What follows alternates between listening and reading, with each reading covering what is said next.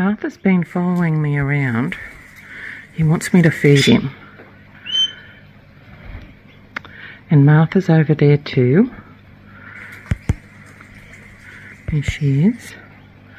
And their feed is empty. I must get some. Come on, big fella.